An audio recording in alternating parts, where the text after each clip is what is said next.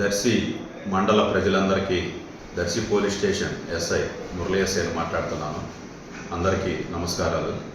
మనకి ఈ నెల 27వ తేదీన వినాయక చవితి పండుగ సందర్భంగా ప్రతి గ్రామంలో దర్శి టౌన్లో ఈ వినాయక బొమ్మలు ఏర్పాటు చేస్తున్నారు చాలామంది.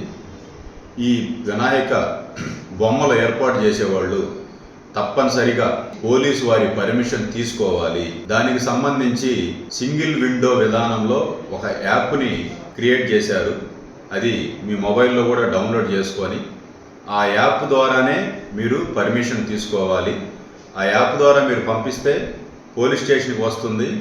దాన్ని నేను చూసి వెరిఫై చేసి నేను పర్మిషన్ని ఆన్లైన్లోనే మీకు ఇస్తాను. ఆ ఆన్లైన్లో నేను పర్మిషన్ ఇచ్చాక ఒక క్యూఆర్ కోడ్ జనరేట్ అవుతుంది. అది మీరు ప్రింట్ తీసుకొని మీరు ఏదైతే ఏర్పాటు చేస్తున్నారో గణేష్ మండపం, ఆ మండపానికి అంటించాలి కాబట్టి ప్రతి ఒక్కరూ మీరు పోలీసు వారి పర్మిషన్ని ఆన్లైన్లో పొందాలి. ఎవరైతే పోలీసు వారి పర్మిషన్ లేదో అటువంటి వాళ్ళకి చట్టపరంగా చర్యలు తీసుకుంటాం. వాళ్ళకి ఆ రోజు గణేష్ నిమజ్జనానికి కానీ లేకపోతే ఇంకో విషయానికి కానీ మేము ఎటువంటి పరిస్థితుల్లో సహకరించము, పర్మిషన్ కూడా ఇవ్వము. కాబట్టి తప్పనిసరిగా ప్రతి ఒక్కరూ ఎంత చిన్న బొమ్మ అయినా సరే మీరు పర్మిషన్ తీసుకోవాలి. వినాయకుని బొమ్మను ఏర్పాటు చేసుకుంటున్నారో అక్కడ సీసీ కెమెరాలు ఏర్పాటు చేసుకోవాలి. ఆ బొమ్మని అలానే వదిలేయకుండా తప్పనిసరిగా కనీసం ఒక ఇద్దరు ఆ మండపంలో మీరు పడుకొని కాపలాగా ఉండాలి.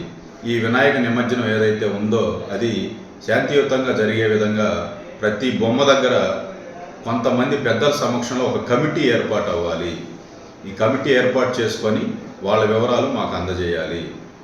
ఎటువంటి సంఘటనలు జరగకుండా ఆ కమిటీ వారిదే బాధ్యత తీసుకోవాలి. నిమజ్జనం రోజు ఎటువంటి అవాంఛనీయ సంఘటనలు కూడా జరగకుండా చూసుకోవాలి.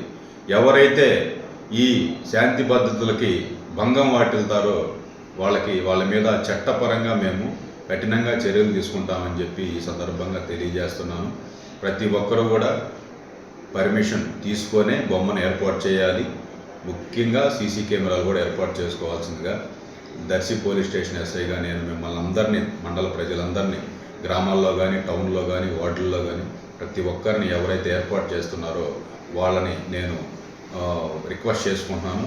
మీరు ప్రతి ఒక్కరూ పర్మిషన్ తీసుకొని బొమ్మను పెట్టుకొని మీ యొక్క భక్తిని చాటుకోవాలి.